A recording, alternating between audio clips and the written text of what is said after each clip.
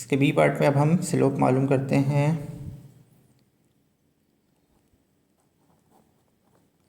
और स्लोप को हम रिप्रेजेंट करते हैं स्मॉल m से। और स्लोप की अगर एक लाइन में मैं डेफिनेशन बताऊं तो स्लोप की डेफिनेशन क्या होगी कि the change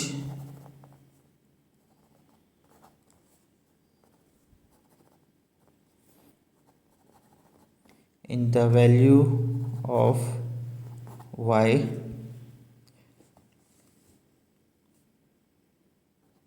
with respect to x is called slope. मतलब क्या हो गया इसका मतलब ये होगा कि x की वैल्यू में अगर हमारा चेंज आता है और उस चेंज आने की वजह से y की वैल्यू में भी चेंज आ जाए, x की वैल्यू को अगर हम चेंज कर रहे हैं तो उसकी वजह से y में भी चेंज आ जाए, तो वो जो चेंज होगा उस चेंज को हम क्या कहेंगे, स्लोप कहेंगे। ठीक है, इसको मैं अभी और आगे एक्सप्लेन करता हूँ, लेकिन पहले हम इस पार्ट को सॉल्व कर लेते हैं।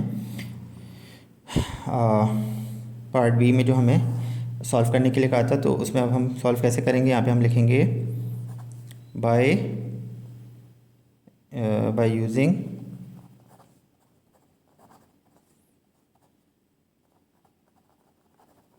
Slope formula. स्लोप फार्मूला क्या है हमारे पास, स्लोप को रिप्रेजेंट करते हैं m से। m is equal to y2 minus y1 divided by x2 minus x1। ठीक है, डेफिनेशन को देख लें। जब y2 में से y1 माइनस करेंगे तो हमें पता चल जाएगा y की वैल्यू में कितना चेंज आया। मिसाल के तौर पे पहले y की वैल्यू थी 3, अब y की वैल्यू चेंज होके हो गई है 5। तो जो नई वैल्यू है वो 2, सेकंड वैल्यू 5 में से माइनस करेंगे पहली वैल्यू 3। ठीक है, तो कितना चेंज आया 2। इसी तरीके से x की जो पहली वैल्यू थी वो थी 1, और जो x की दूसरी वैल्यू आई वो आई 4। तो 4 में से जब हम 1 को माइनस करेंगे तो बचा 3। तो x की वैल्यू में जो चेंज आया वो कितना आया 3। अब x की वैल्यू में जो 3 चेंज आया, इसकी वजह से y की वैल्यू में जो चेंज आया वो 2 आया। तो ये जो चेंज आया y की वैल्यू में x की वैल्यू के चेंज होने की वजह से, तो इसको हम कहेंगे स्लोप। और इसको मैं अभी ग्राफ में भी बताऊंगा। ठीक है, हेयर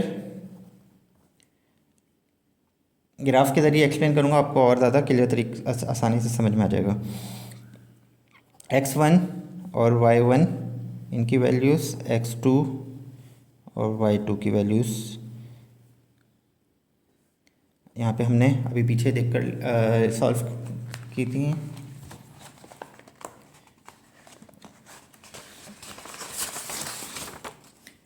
x1 और y1 की वैल्यूज़ जो थी गिवन हमारे पास -3 और 2, 4 और 5। x1 -3 और 2 और 4 और 5। ठीक है, इन वैल्यूज़ को बस सिंपल हमने अब क्या करना है, फॉर्मूले में वैल्यूज़ पुट करनी है और आंसर आ जाएगा। m is equal to y2 minus y1 यानी 5 minus 2 divided by x2 minus x1। x2 की वैल्यू आ गई 4 माइनस फार्मूले का आ गया, और x1 की वैल्यू आ गई -3।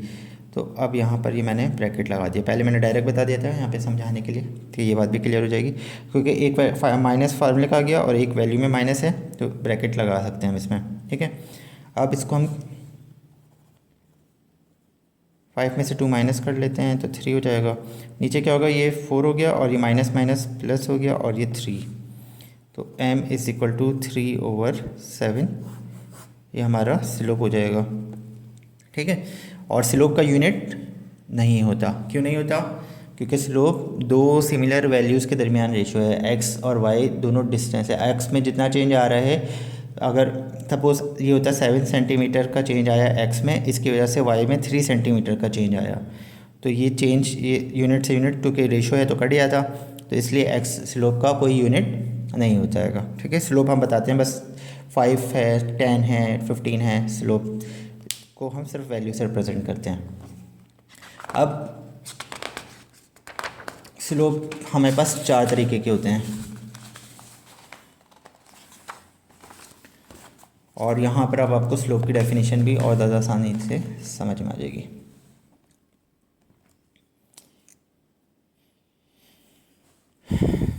ठीक है, अब हम ग्राफिकली इसको समझ रहे हैं।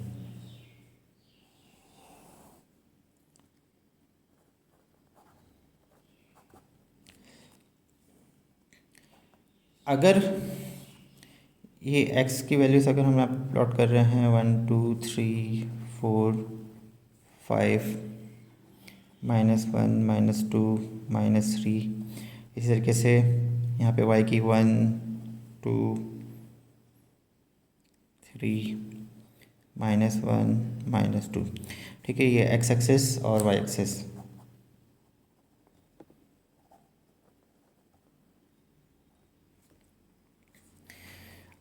स्लोप 4 तरीके के हैं। पहला स्लोप क्या होता है, पॉजिटिव स्लोप। स्लोप पॉजिटिव हो सकता है, स्लोप नेगेटिव हो सकता है, जो है वो 0 हो सकता है स्लोप की वैल्यू, और इनफाइनाइट हो सकती है। तो ये 4 किस्म के वैल्यू स्लोप में हमारे पास आती है। ठीक है, पॉजिटिव स्लोप क्या होता है, सबसे पहले मैं ज़ीरो स्लोप की बात करता हूँ। ज़ीरो स्लोप की बात करता हूँ, सपोज़ कर लेते हैं कि यहाँ पर अगर एक लाइन है हमारे पास जो कि एक्स एक्सिस की लाइन के बिल्कुल पैरेलल चल रही है। ठीक है ना, अब ऐसे भी नहीं जा रही नीचे, बिल्कुल बराबर बराबर एक्स के पैरेलल चलती चली जा रही है। तो अब अगर इसमें मैं ये पॉइंट देखूं,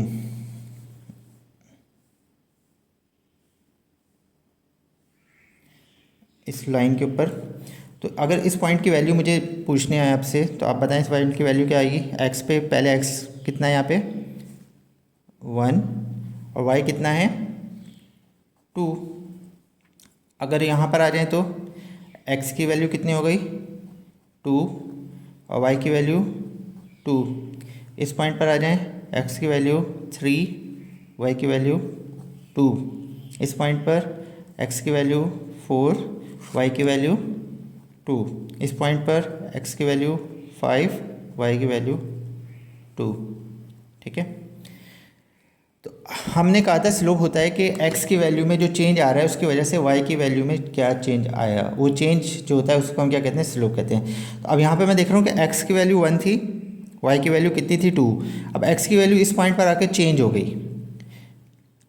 गई और 2 हो गई। पहले 1 थी, अब 2 हो गई, लेकिन वाई की वैल्यू में अभी भी कोई चेंज नहीं आया, वाई अभी भी 2 है। ठीक है, फिर एक्स की वैल्यू में मज़ीद चेंज आया, हमने 3 और आगे गए तो 3 हो गए एक्स की वैल्यू, लेकिन वाई की वैल्यू में अभी भी कोई चेंज नहीं आ रहा। तो ये अगर हम पहला पॉइंट और आखिरी पॉइंट देखें तो ये एक लाइन हमारी बन रही है। अगर बीच वाले पॉइंट्स को थोड़ी देर के लिए हटा दें तो पहला पॉइंट पर हमारी एक्स की वैल्यू कितनी थी 1 और वाई की वैल्यू कितनी है 2, और आखिरी पॉइंट जो है इसमें एक्स की वैल्यू कितनी है 5 और वाई की वैल्यू कितनी है 2। तो एक्स की वैल्यू में जो चेंज आया 5 - 1 4, जबकि वाई की वैल्यू में जो चेंज आया वो कितना आया 2 - 2 0। वाई में कोई चेंज नहीं आया। तो इसी को हमने कहा स्लोप क्या कहा था कि स्लोप होता है कि x की वैल्यू में जो चेंज आया है उसकी वजह से y की वैल्यू में भी y की वैल्यू में कितना चेंज आया है उसको स्लोप कहेंगे। तो क्योंकि यहाँ पे y की वैल्यू में कोई चेंज नहीं आया तो इसलिए यहाँ पर स्लोप जो है इस हमारा वो क्या हो जाएगा, स्लोप इज इक्वल टू 0। इसका मतलब इस लाइन का स्लोप 0 है क्योंकि इसमें y में चेंज नहीं आ रहा। तो स्लोप की डेफिनेशन समझ में आ गई कि स्लोप की वैल्यू डेफिनेशन क्या है कि x की वैल्यू में चेंज की वजह से y की वैल्यू में जो चेंज आ रहा है उसको हम स्लोप कह रहे हैं। तो क्योंकि यहाँ पे y की वैल्यू x की वैल्यू तो चेंज हो रही है लेकिन उस चेंज की वजह से y में नो चेंज, कोई चेंज नहीं आया, तो इस पैरेलल लाइन का स्लोप हमेशा 0 होता है। दूसरी कंडीशन, दूसरे टाइप का स्लोप होता है इनफाइनाइट। उसमें अगर एक लाइन y एक्सिस के पैरेलल जा रही है तो ऐसी लाइन का जो स्लोप होगा वो हमेशा क्या हो जाएगा, इनफाइनाइट हो जाएगा। क्योंकि अब ये लाइन y के पैरेलल जा रही है तो अब इसमें y की वैल्यू मुसलसल चेंज हो रही है। 1 इस पॉइंट पे 1 थी, यहाँ पे 2 हो गई, यहाँ पर 3 हो गई, लेकिन x चेंज ही नहीं हो रहा। x की वैल्यू कितनी है -2। तो अब यहाँ पे क्या हो रहा है कि x में चेंज नहीं आ रहा, उसके बावजूद y मुसलसल चेंज होता जा रहेगा। तो ऐसी लाइन का स्लोप जो होता है उसको हम क्या कह देते हैं, इनफाइनाइट। इनफाइनाइट का मतलब इसका स्लोप हम कैलकुलेट नहीं कर सकते, ठीक है। तो इसलिए इसको हम इनफाइनाइट कहते हैं। ये दूसरी कंडीशन होगी। तीसरी बात क्या होगी कि अगर एक लाइन, एक और ग्राफ पे अलग से समझाते हैं, पॉजिटिव और नेगेटिव।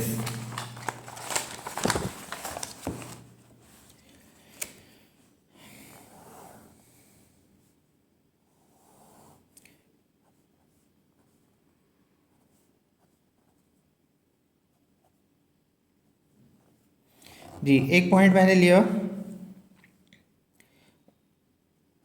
2 और 1, और एक पॉइंट मैंने लिया 3 और 2। इन दोनों को हमने ज्वाइन कर लिया।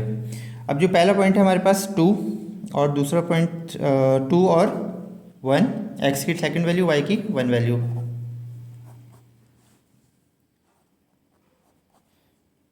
और यहाँ पर 3 और 2। अब यहाँ पर हम देख रहे हैं कि x की वैल्यू में जो चेंज आया वो कितना आया, पहले 2 थी और अब कितनी हो गई 3, यानी यहाँ से यहाँ तक। पहले x यहाँ था, अब x यहाँ पर आ गया है। तो ये जो x की वैल्यू में जो चेंज आया इसको हम क्या कह रहे हैं, change in the value of x, यानी डेल्टा x, यानी x2 माइनस x1, यानी ये x2 था 3 और x1 था 2। तो 3 में से 2 माइनस करेंगे तो x की वैल्यू में जो चेंज आया वो 1 यूनिट का चेंज आया, ठीक है। तो इसको हम डेल्टा x से रिप्रेजेंट करते हैं। इस चेंज की वजह से y की वैल्यू में कितना चेंज आया, y की वैल्यू पहले कितनी थी 1, और अब y की वैल्यू कितनी हो गई है 2। पहले y की वैल्यू यहाँ पर थी, अब y की वैल्यू यहाँ पर आ गई है। पहले यहाँ थी, अब यहाँ पर है। y की वैल्यू में कितना चेंज आया, y2 में से y1 माइनस करेंगे तो 2 माइनस 1, तो y की वैल्यू में भी 1 का चेंज आया। तो x की वैल्यू में चेंज आने से y की वैल्यू में जो चेंज आया, इस चेंज को हम क्या कहते हैं, स्लोप कहते हैं। तो स्लोप हमारा कितना हो गया, x का 1 डिवाइडेड बाय 1, तो 1 हमारा स्लोप हो गया। अब देखना ये कि क्या ये स्लोप, ये जो लाइन है ये नीचे से ये अपवर्ड जा रही है। अगर तो ये लाइन ऐसे अपवर्ड जा रही है तो इसका स्लोप जो होगा वो क्या कहलाएगा, पॉजिटिव स्लोप। अगर यही लाइन इस तरीके से डाउनवर्ड आ रही होती तो इसका जो स्लोप होगा वो कहलाएगा नेगेटिव स्लोप, ठीक है। तो ये 4 किस्म के स्लोप होते हैं। अगर कोई लाइन x के पैरेलल हो जाए तो उस पर फिर चेंज नहीं हो रहा, तो इसका मतलब ये कि वहाँ पे स्लोप 0 हो गया। अगर कोई लाइन y के पैरेलल हो जाए तो इसका मतलब है कि अब उसमें चेंज मुसलसल हो रहा है, तो इसलिए उसका स्लोप हम कैलकुलेट नहीं कर सकते, वो इनफाइनाइट हो गया। फिर तीसरा ये कि अगर कोई लाइन अपवर्ड जा रही है तो उसमें जो है स्लोप पॉजिटिव आएगा आंसर हमेशा, और अगर कोई लाइन डाउनवर्ड आ रही है तो उसका जो स्लोप होगा वो हमेशा नेगेटिव होगा, ठीक है। ये स्लोप की 4 बातें हुई। अच्छा, अब इसके बाद एक हम लेते हैं इंटरसेप्ट।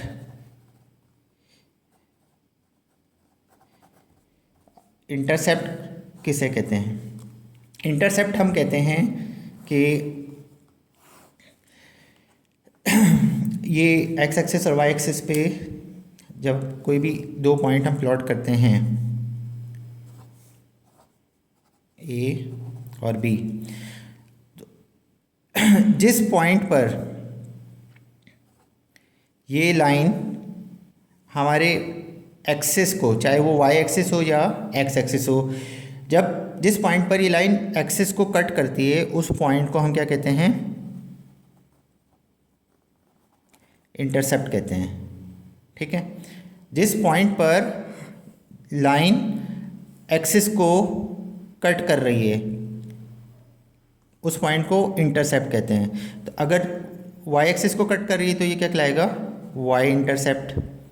अगर यही लाइन एक्स को कट कर रही होती किसी पॉइंट पर तो वो पॉइंट जिस पॉइंट पर एक्स एक्सिस को कट कर रही है उस पॉइंट को हम कहते हैं एक्स इंटरसेप्ट। ठीक है। अब अक्सर स्टूडेंट इंटरसेप्ट और इंटरसेक्ट में कंफ्यूज हो जाते हैं।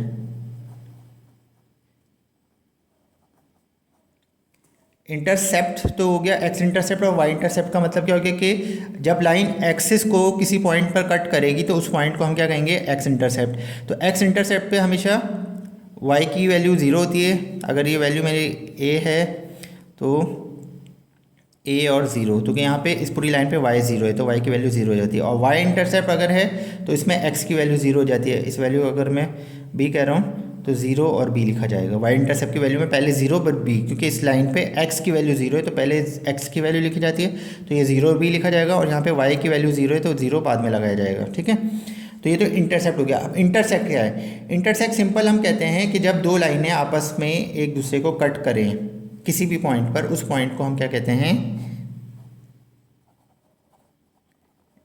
इंटरसेक्ट कहते हैं। तो अब वो पॉइंट एक्सिस पर नहीं होने चाहिए। अगर वही पॉइंट एक्सिस पे आके कट हो रहा है तो वो क्या कहलाएगा, एक्सिस की लाइन को कट कर रहे हैं तो इंटरसेप्ट, और आपस में दो लाइनें एक्सिस के अलावा कहीं भी एक दूसरे को कट कर रही हैं तो वो पॉइंट ऑफ इंटरसेक्शन कहलाएगा। ठीक है।